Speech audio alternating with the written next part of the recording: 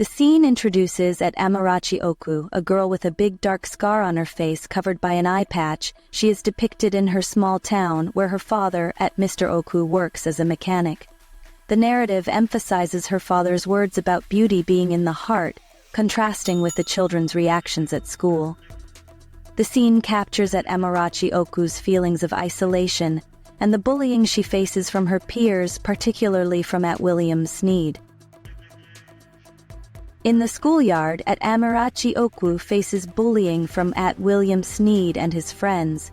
The scene depicts the children laughing and pointing at her, with at William Sneed making cruel remarks about her appearance.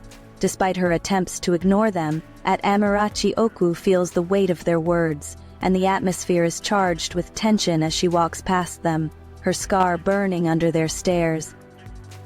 During lunch in the cafeteria, at Amarachi Oku holds her tray tightly as she walks in, unaware of the snickers from at William Sneed and his friends. She sits down, only to be splashed with water from a prank, leading to cruel laughter from her classmates. The scene captures her humiliation and the moment she stands up to at William Sneed, asserting her strength despite the bullying. The following week, at Amarachi Oku walks through the schoolyard on a rainy day, holding her books close as she encounters at William Sneed and his gang. The scene escalates as at William Sneed shoves her into a puddle of mud, leading to more laughter from his friends. Despite the humiliation, at Amarachi Oku chooses to stand up and walk away, showcasing her resilience. In the evening, at Amarachi Oku sits behind the school building, feeling defeated after the day's events. At Mrs. Ella, the school cleaner approaches her with a gentle voice, asking why she is crying. This moment of kindness provides a contrast to the bullying at Amarachi Oku faces, highlighting the support she receives from unexpected places. In a classroom setting, at Amarachi Saso hesitates before speaking to at Mrs. Ella, who is holding a mop.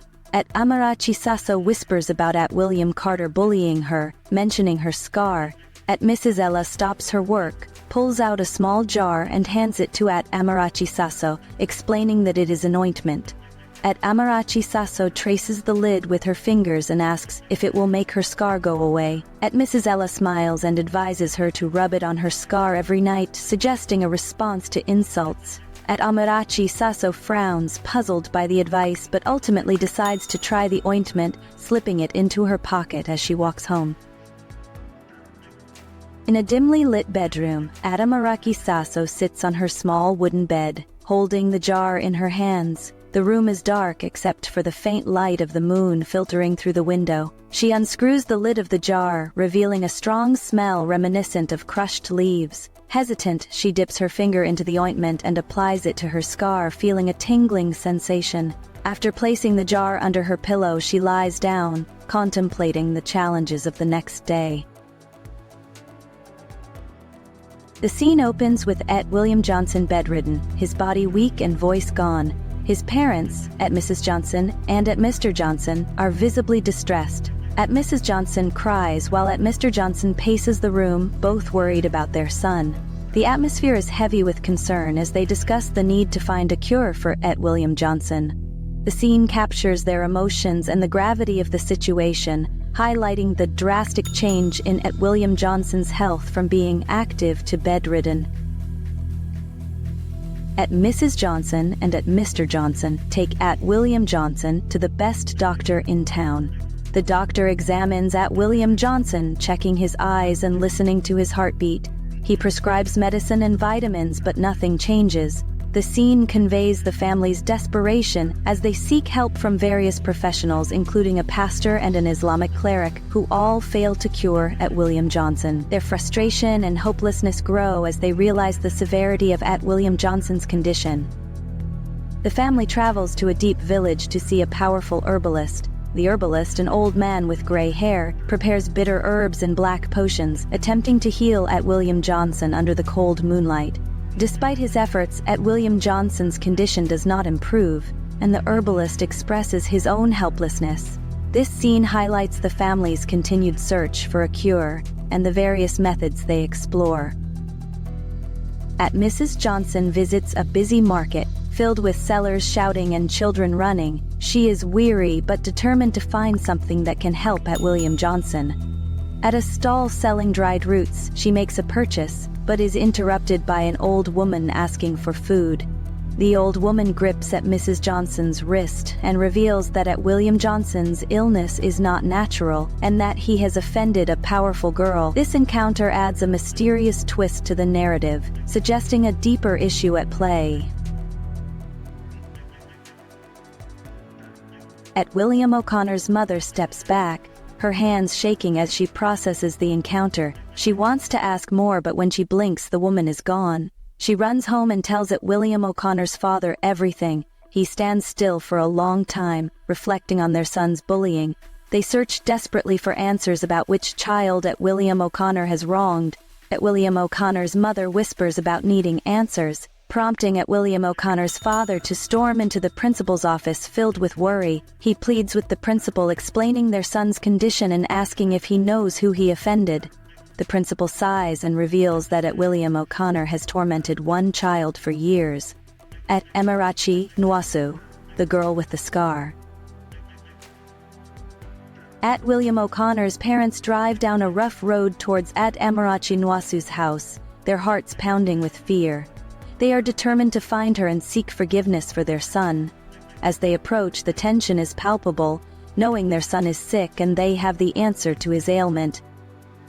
At William O'Connor's parents rush into at Amarachi Nwosu's compound, breathless and desperate. At Amarachi Nwosu's father is in his workshop fixing a car. He looks up, surprised by their sudden arrival.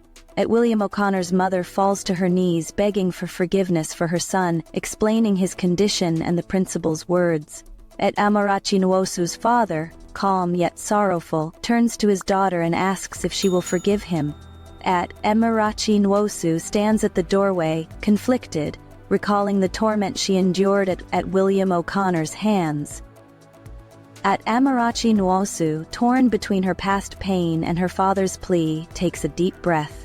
She finally agrees to forgive at William O'Connor, but only under the condition that he leaves the school and never bullies anyone again. At William O'Connor's parents quickly agree, promising to support her education. At Amarachi Nwosu closes her eyes, takes a deep breath, and whispers the words of forgiveness.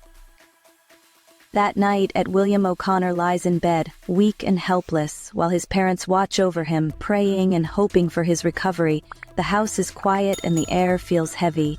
As dawn breaks, at William O'Connor opens his eyes and his mother gasps in surprise. His father rushes to his side, urging him to speak. At William O'Connor manages to say "Mama," and his parents rejoice at his recovery, witnessing his strength returning. By the second day, at William O'Connor is able to walk, and by the third day he can eat.